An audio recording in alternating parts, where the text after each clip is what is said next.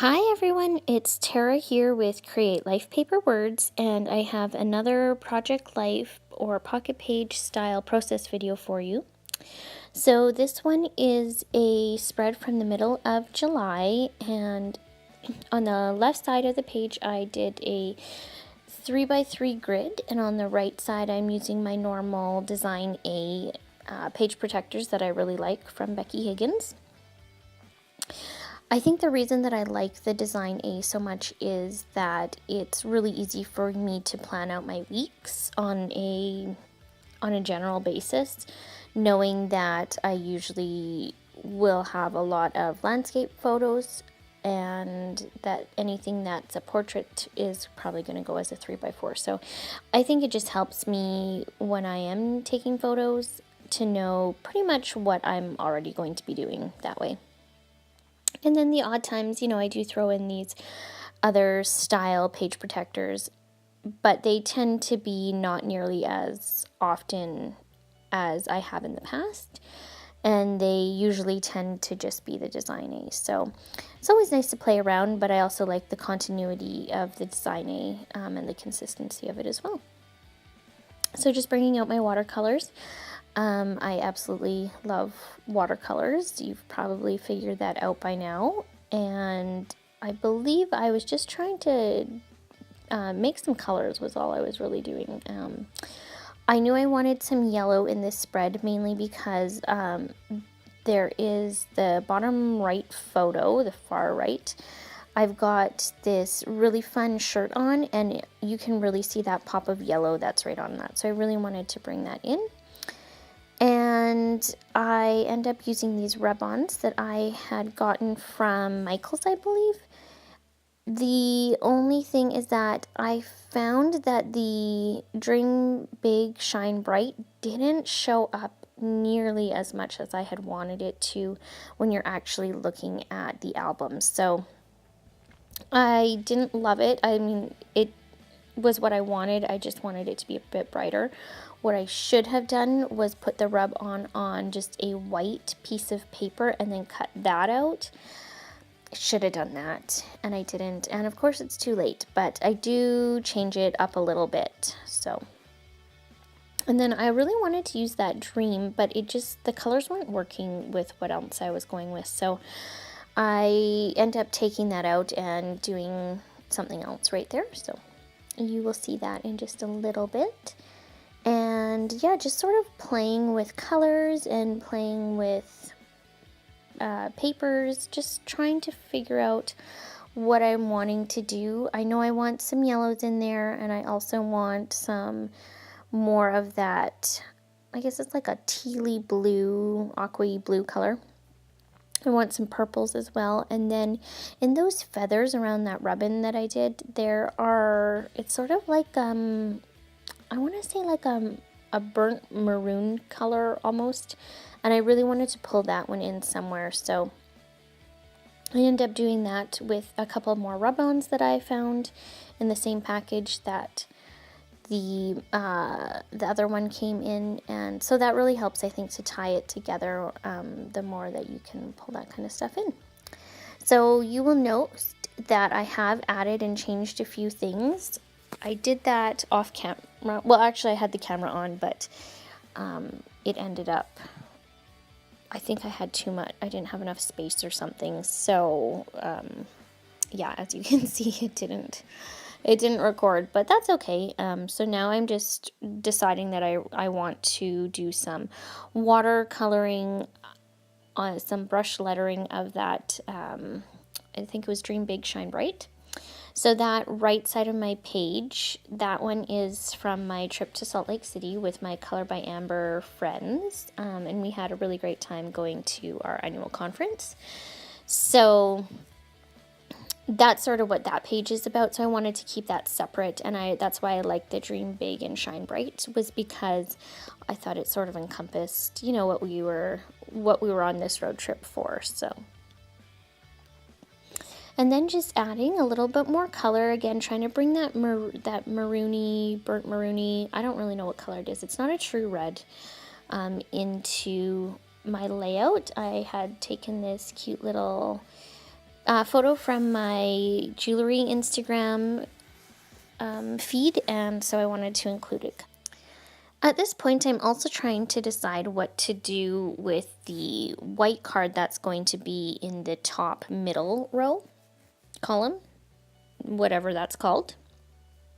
And so I decided to try a little bit of mixed media. I've just sort of been getting into like playing with the texture paste and that kind of stuff.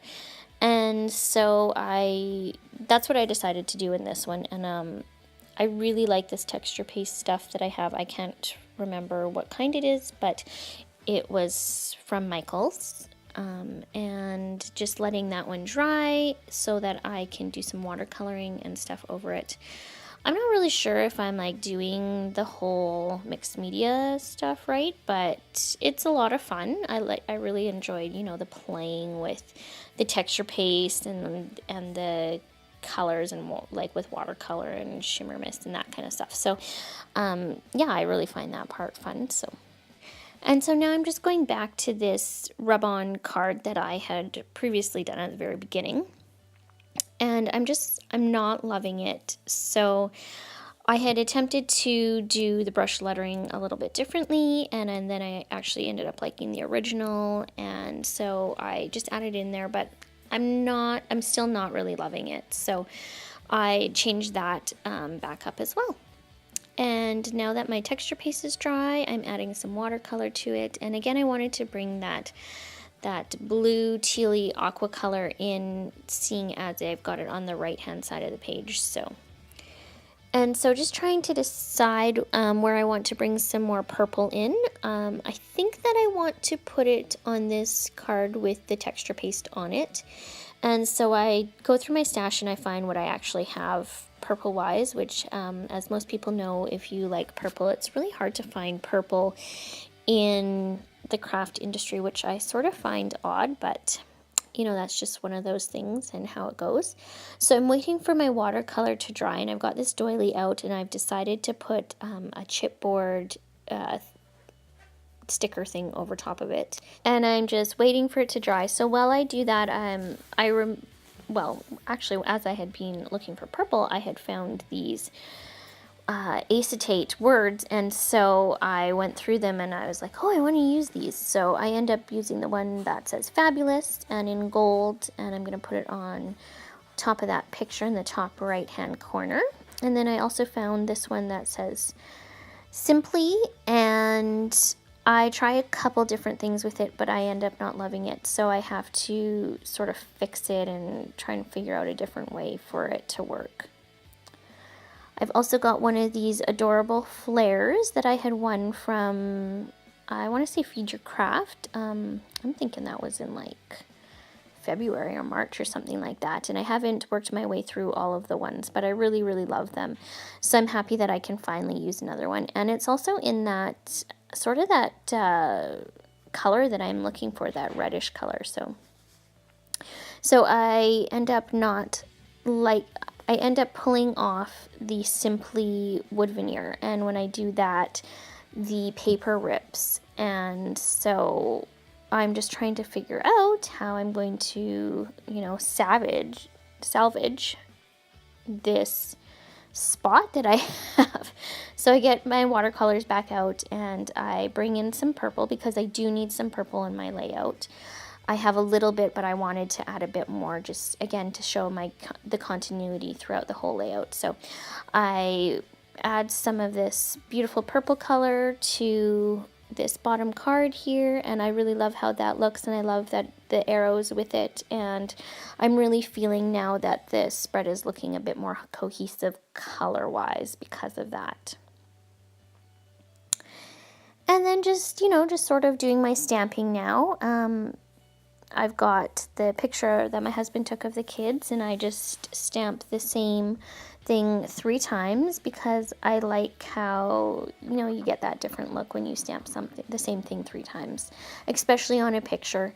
And I didn't really want to add a label or anything like that onto the picture. I wanted to keep the picture pretty plain, but I just wanted to have a little bit of something on there. So that's why I just did a little bit of stamping on that. And then I decide, oh, I haven't done anything with this picture up here. And I think, oh, maybe I will do MT for Montana. And it's just way too big. So I'm going, okay, well, I need to figure something else out. I want to be able to actually see the picture. So I bring out these yellow thickers that I used on the left side of the spread, and I am spelling out Montana, and I believe I had to sort of, you know, try and figure out a couple letters because I didn't have all of them. So, but really like how, you know, it added a little bit to that, but it didn't make it feel like you couldn't see the picture at all. So, and then just doing a little bit of stamping. And you know me, I absolutely love doing stamping and stuff like that. So I believe all I did was put the date on there of my road trip. I'm pretty sure that's all I had done. So now just putting it in the pockets and seeing, you know, making sure that everything is how I want it to. I didn't really change much from there at all. So thank you so much for watching. I hope that you enjoyed this process video, and if you did, I hope you give it a thumbs up. If you have any comments or questions, of course, feel free to leave them below. I will happily get back to you. And as always, you can find me on Instagram at Create Life Paper Words. Okay, bye.